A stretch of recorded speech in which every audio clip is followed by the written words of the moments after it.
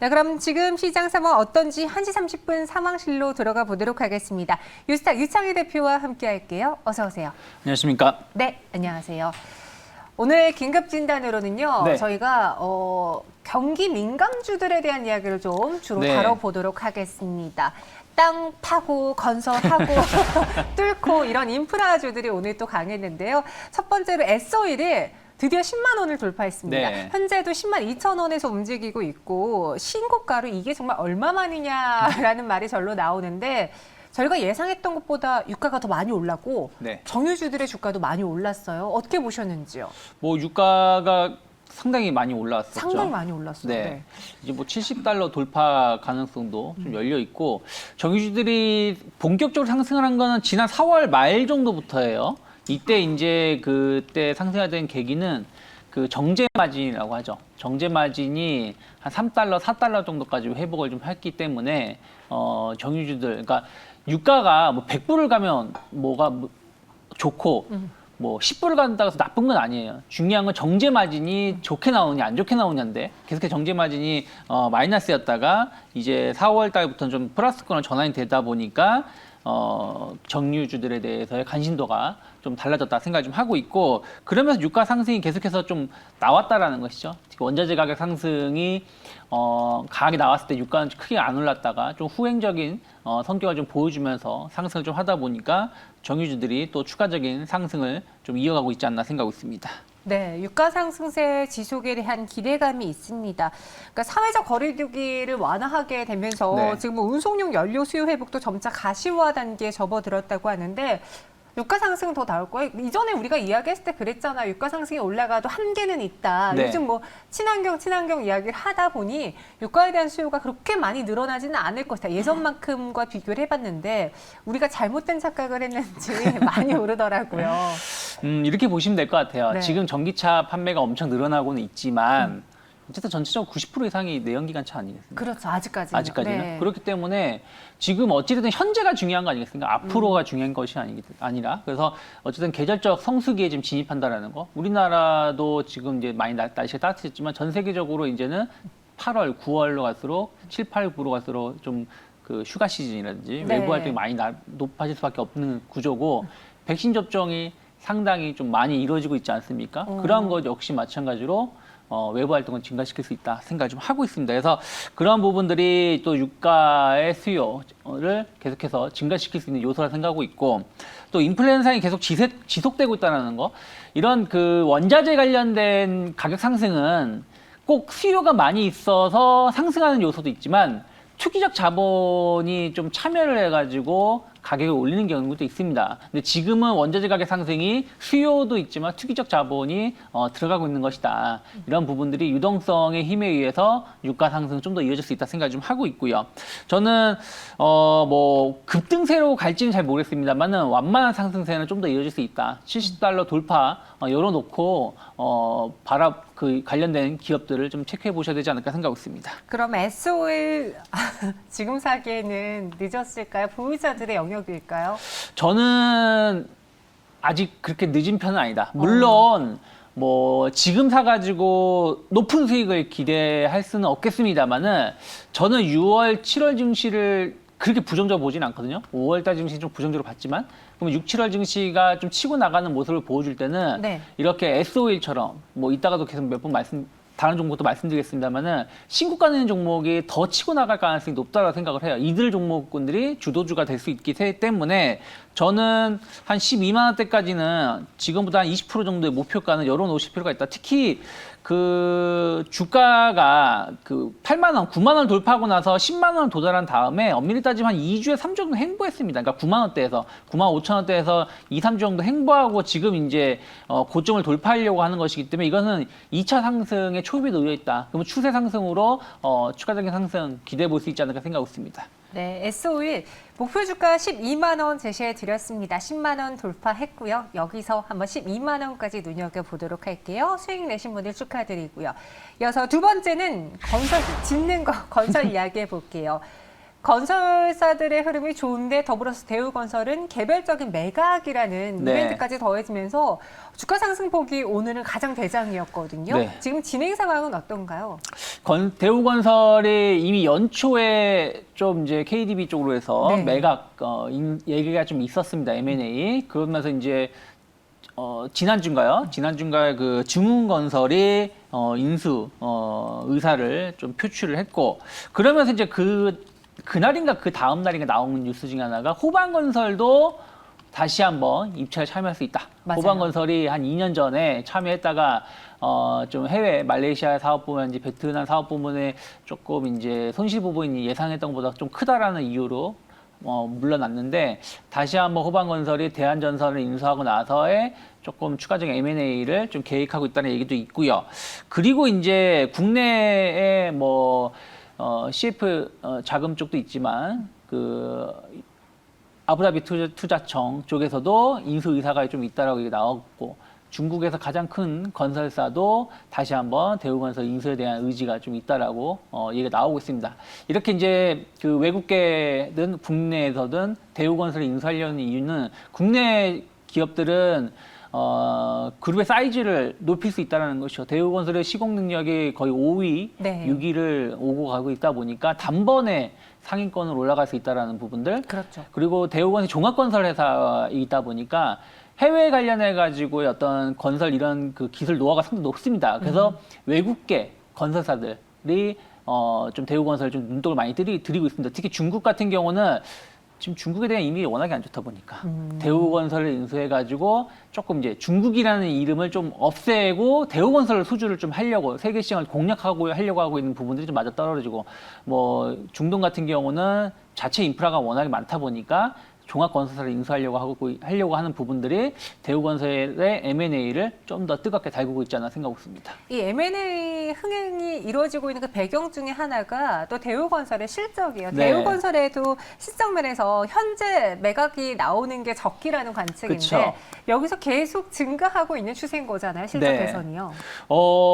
계속해서 실적이 좋아지고 있죠. 네. 특히 이제 저가 수주했었던 부분들이 이제 공사가 좀 마무리되는 측면이 좀 있고, 좀 신흥국 시장에 진출했었던 부분들이 좀 안정적인 실적을 좀 보여주고 있습니다. 말레이시아라든지 베트남 쪽에 많이 진출했는데, 이러한 그 해외 수주를 해놨던 거에 대한 실적이 좀 안정화를 좀 띄고 있고요. 그리고 올 초에 이라크 관련돼서의 큰 대규모 신규 사업도 수주했었던 것처럼 해외 수주 모멘텀이 여전히 좀 긍정적이라는 것이죠. 지금은 계속 인프라 투자가 이루어질 수밖에 없는 구간이다 보니까 이런 해외 투자에 대한 모멘텀이 건설주들에 대해서는 매력인데, 대우건설 같은 경우는 이미 그러한 것을 좀 이어가고 있다는 거 긍정적이고요. 국내 같은 경우는 아직은 조금 더 봐야 되겠습니다만, 어찌되었든 국내 건설 경기에 좀 회복 국면에 좀 놓여 있다라는 것이죠. 특히 조업 일수, 건설 일수, 날씨가 많이 따뜻해지다 보니까 건설 일수가 많이 늘어나고 있고, 또 지난 겨울이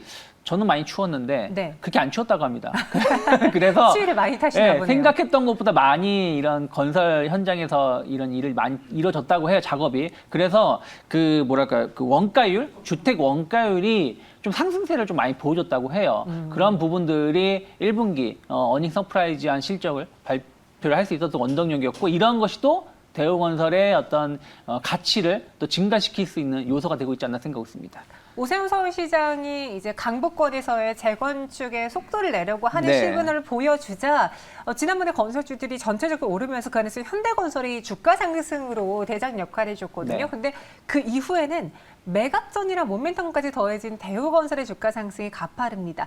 여기서 건설주들은 어떻게 봐야 될지 대우건설의 가격 전략도 들어볼게요. 이 뉴스 나올 때까지 기다릴까요? 확실한 뉴스가 나올 때까지? 확실한 뉴스가 나온다라면 이미 좀 늦었을 수도 있다 생각 네. 좀 하고 있어요. 근데 물론 이제 M&A가 내일 당장 딱 땅땅땅 나오는 건 아니기 때문에 좀 네. 시간은 걸리겠습니다만은, 좀 중장기적인 측면에서 보느냐 좀 단기적인 측면에서 보느냐 좀 다르다고 생각하고 있어요. 왜 그러냐면, 대우건설을 엄밀히 따지면 지금 차트를 보시면 지난 3월부터 지금까지 조정이 없었어요.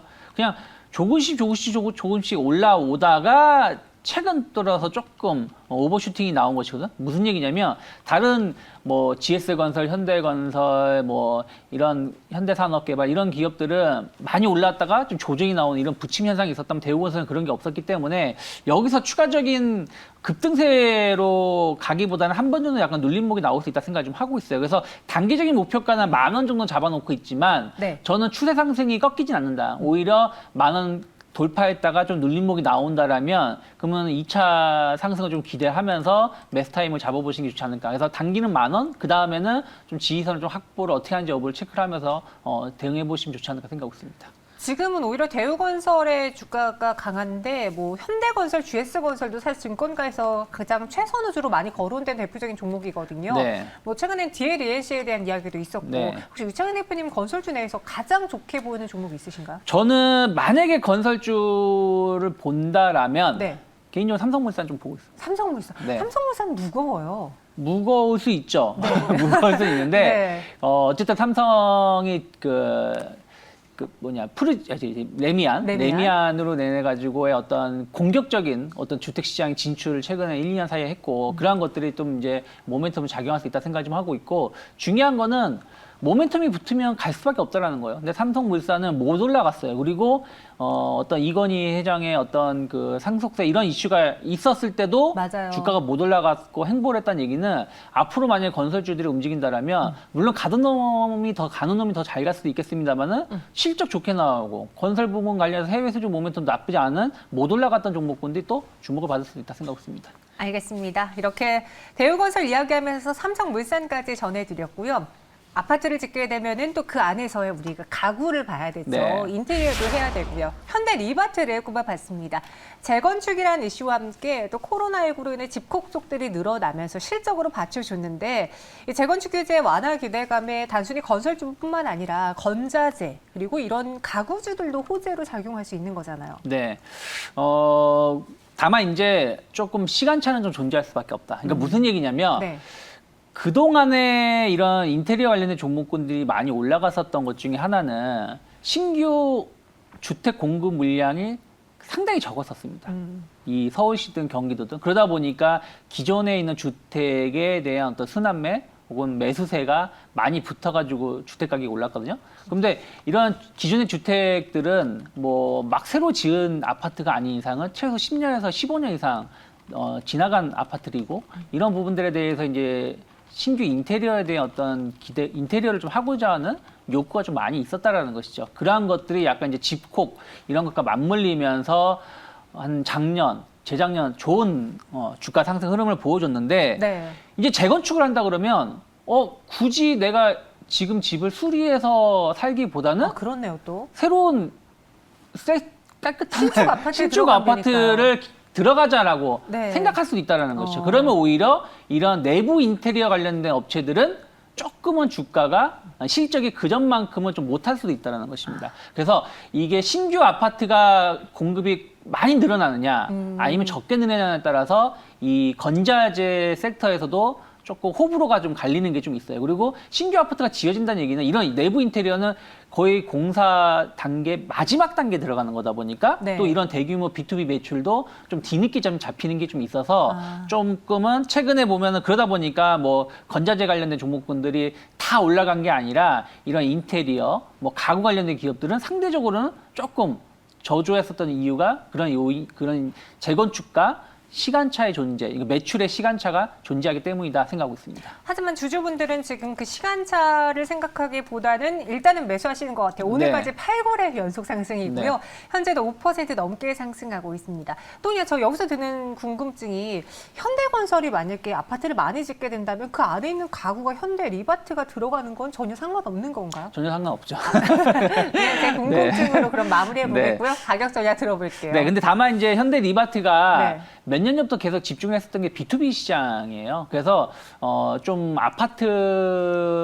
신축 아파트들 본다라면 현대 리바트 제품이 B2B 형식으로 많이 들어가 있는 건 있다. 이런 거 좀 체크해 보시면 된다 생각하고 있고, 다만 이제 최근에 이제 현대 리바트 실적이 좀 안 좋았었던 것은 이런 B2B 관련 시장이 이제 해외 사업 부분이 조금 이제 공정이 좀 마무리되면서 조금 실적 좀 공백기가 좀 있었기 때문이다 생각을 좀 하고 있고 저는 뭐 점진적 상승 좀 더 이어질 수 있다 생각을 좀 하고 있기 때문에 일단 고점을 돌파시켰다는 얘기는 네. 한 22,000원대까지 그러니까 작년 고점 때 언저리까지는 좀 상승을 열어놓을 수 있지 않을까 생각하고 있습니다. 알겠습니다.